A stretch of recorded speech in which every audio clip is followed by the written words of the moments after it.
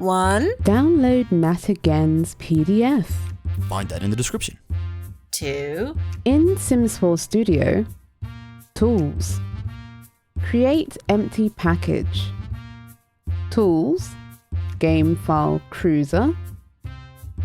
Copy chosen instance. In Cruiser, under Instance, paste. All, filter. Add to package. Repeat for all you desire to change. 3. Select a DST. Export image. In Photo Editor, replace image.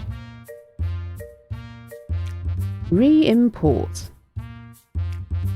Repeat for all you've extracted. Done.